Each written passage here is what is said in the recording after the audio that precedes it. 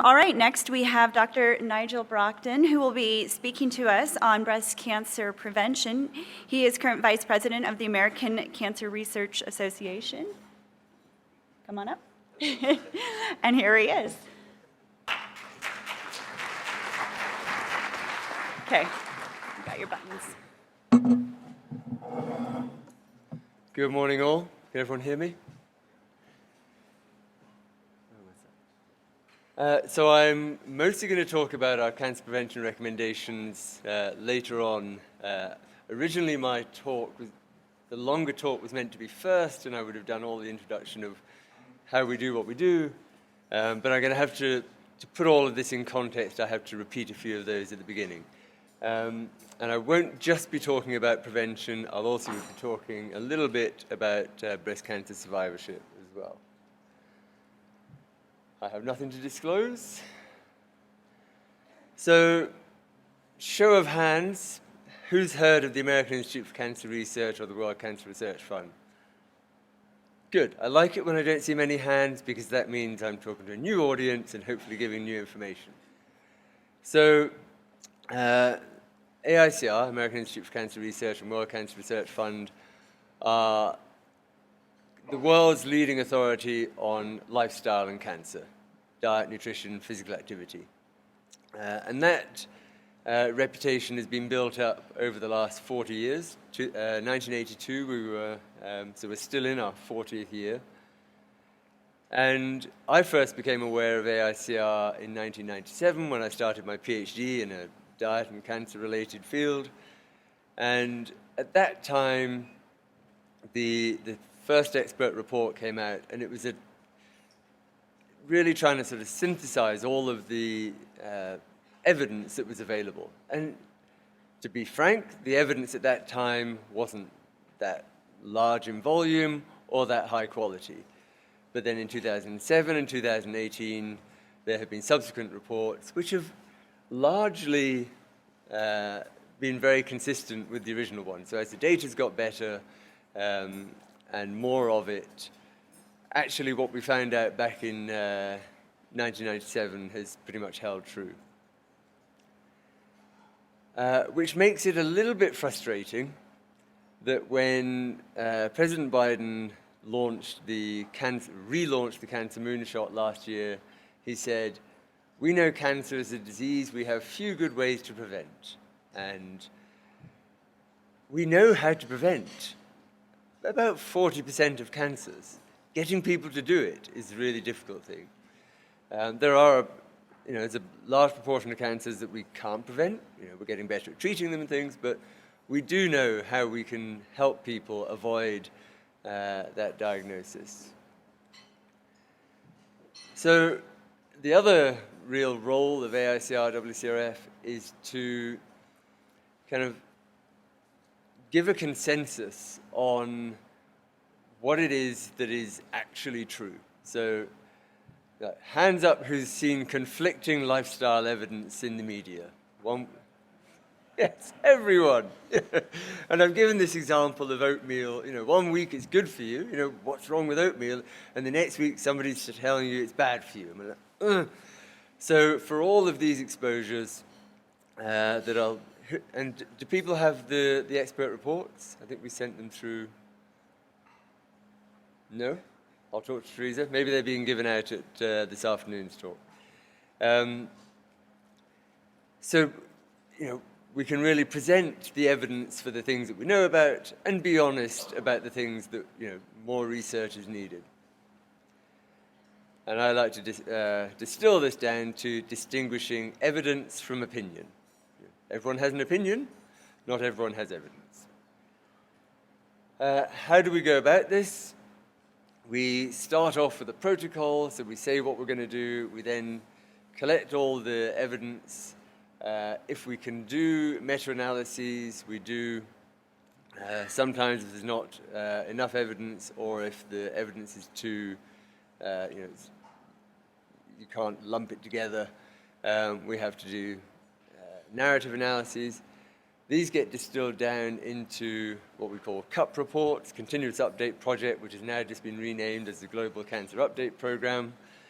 And then hopefully this afternoon you'll get a copy of the printed report, which is a summary of all of this. And that's finally distilled down into our 10 cancer prevention recommendations. In 1997, we didn't have sort of the formalized 10. Since 2007 we have, but they've been very consistent. And this is based on a massive body of work. 17 types of cancer, 51 million people sort of represented within that body of research, and 3.5 million cancer cases. So the one on your left is what's called a forest plot. Basically, if the blocks are to the right of that line, that means an increased risk. If they're to the left of it, it's a decreased risk. The meta-analyses, this is a non-linear dose response, although it's pretty linear. So this just gives us an idea of that concept of the dose is your poison. And we do this for each exposure. These are our cancer prevention recommendations. I'm not going to talk you through each one of them now because I'm going to go through the ones that are relevant to breast cancer.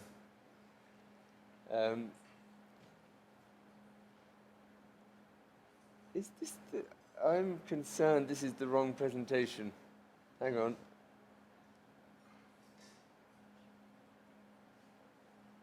No, we're good. Wasn't sure how much recapping I was going to have to do.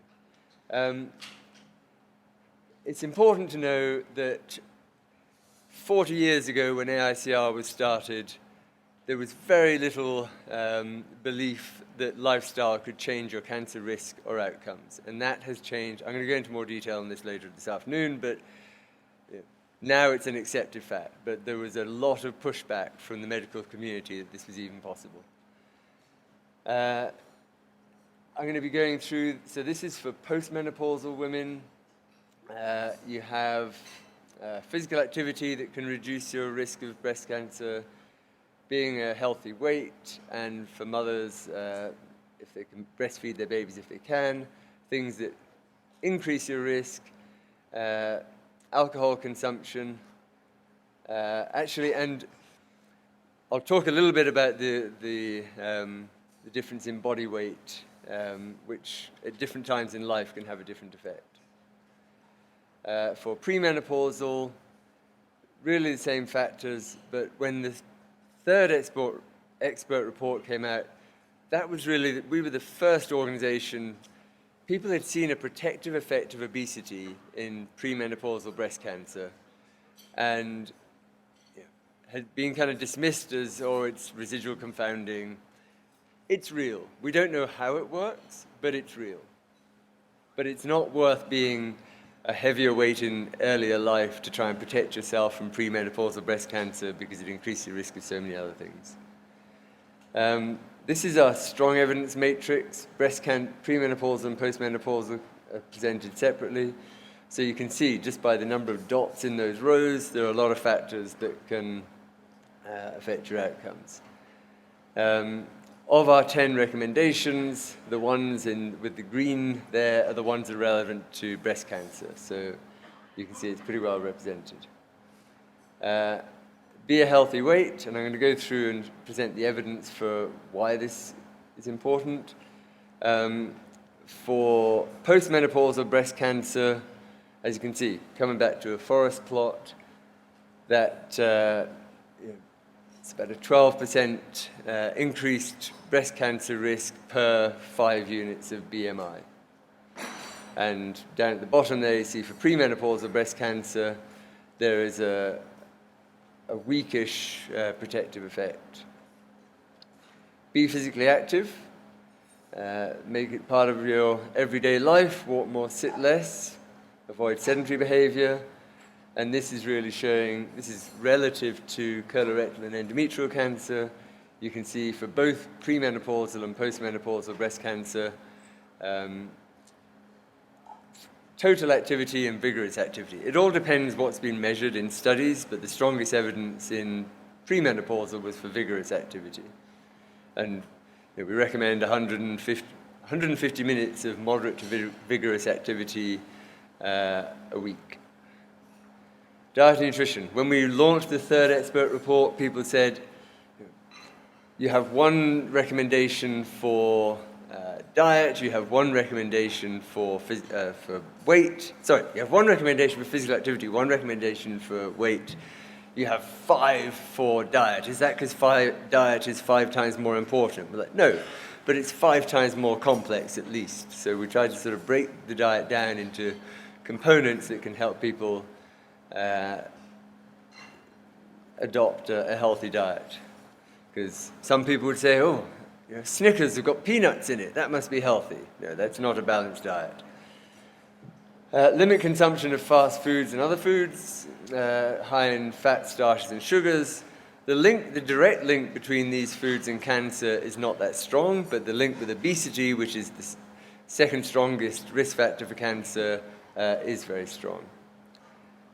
Consequently, we did a report as part of the third expert report, looking at the determinants of weight gain, overweight, and obesity, and I'll go into that in more detail later. Eat a diet rich in whole grains, vegetables, fruits, and beans. Again, these provide all the good nutrients. The more good stuff you eat, the less of the bad stuff you eat. The direct link, this sort of superfoods idea from the sort of 80s and 90s is no longer a thing. Just eat a good balanced diet that makes your microbiome nice and healthy.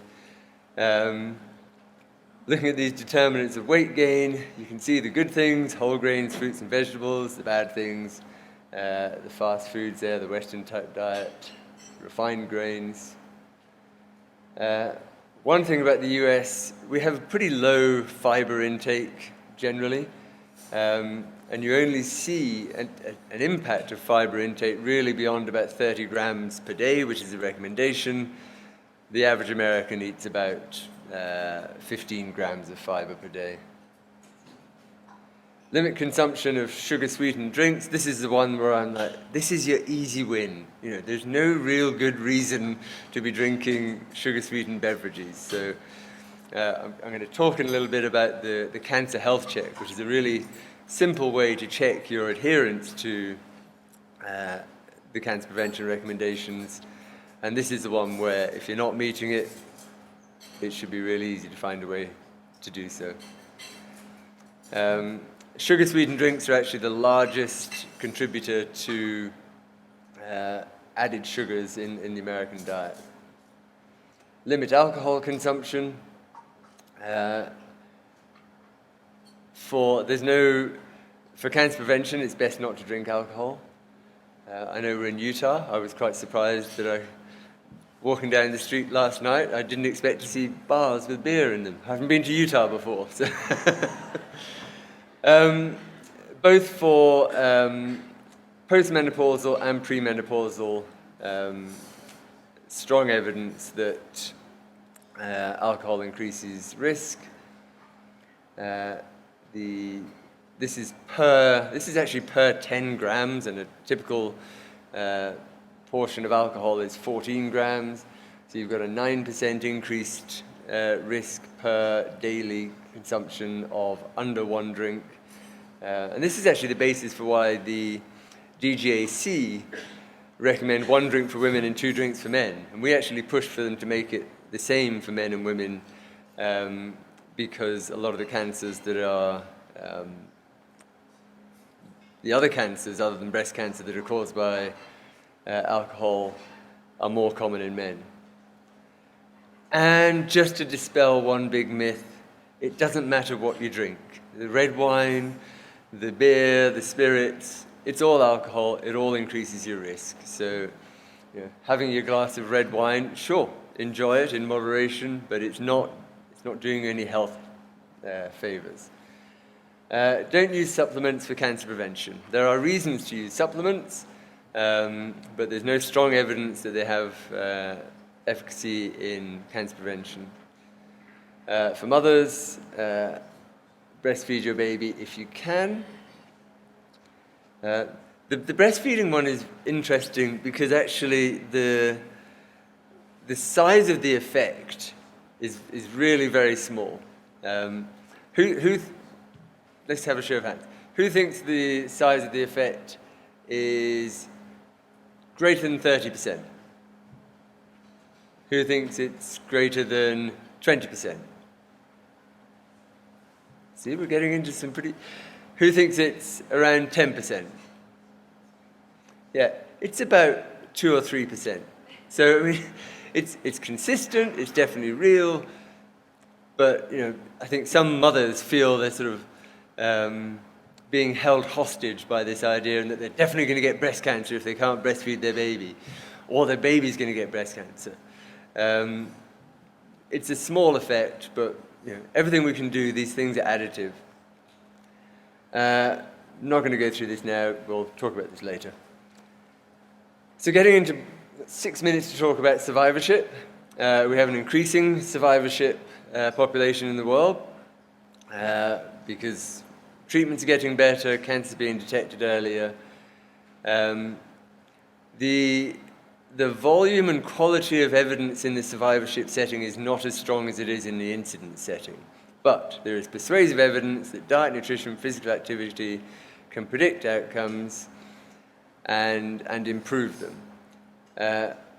Where we're really struggling with the evidence at the moment is that changing those behaviors changes your outcomes. So we know, for instance, that if you have a higher BMI at diagnosis, you have poorer outcomes in breast cancer, but does weight loss actually improve your outcomes? So I'm going to be talking a little bit more about this. And that's why this is a key area of research currently and into the future. Back in 2014, we did our first survivorship report in breast cancer, and nothing reached that level of strong evidence. We have a sort of predetermined way of grading the evidence, and after all these meta-analyses of all these exposures, there was nothing that reached the bar at which we could make a recommendation. So we typically only make recommendations if we consider the evidence to be strong. And nothing quite made it. A lot of them in that limited suggestive category, but nothing that was strong. And it was a lot of work and pretty disappointing to be unable to really do anything with it. So then, just in this last year, and I know this is really small, but we have got some stronger evidence, particularly for BMI, that avoiding being a normal BMI as long as you can, avoiding weight gain. And this is for the outcomes, if you can't read them along the top, are all-cause mortality, breast cancer mortality, breast cancer recurrence, second primary,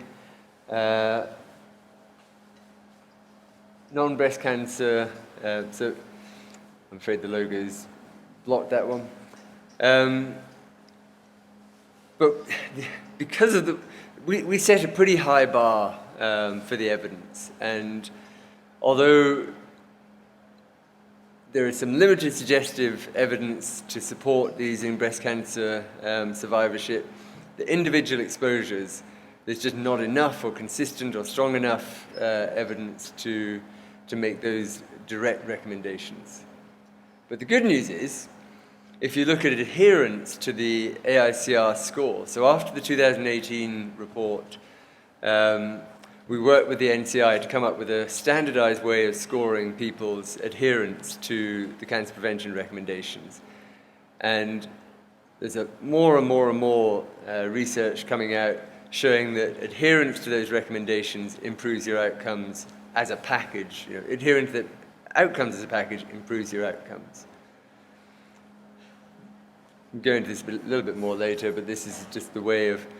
In 2007, we didn't come up with a standardized score, so people started looking at adherence, but everyone measured it differently, and it was a bit of a smorgasbord. Still generally showing that adherence was better, but we feel we're going to have much stronger evidence now that each study is comparable. So I mentioned the Cancer Health Check earlier. This is a 2 or 3 minute little online survey where you go in and just answer questions about the main sort of components of the score. So your body weight, your height to get your BMI, physical activity levels, dietary habits, and it gives you a smiley face if you're meeting the recommendation, a sort of neutral face if you're kind of partially meeting it, and a sort of frowny face if you're not. But then it gives you advice on what you can do, and it's a really good way to just get a sort of pulse check on lifestyle habits. And these lifestyle habits don't just affect breast cancer, they don't just affect cancer, they pretty much affect all of the chronic diseases. And then if somebody wants to improve their adherence, there's the Healthy 10 Challenge, which is a free online challenge with 3 weekly emails that sort of coach you through improving your adherence. I'll just go through that. So I'm a minute early, but we were a little bit behind to start with, so I'll happily take questions.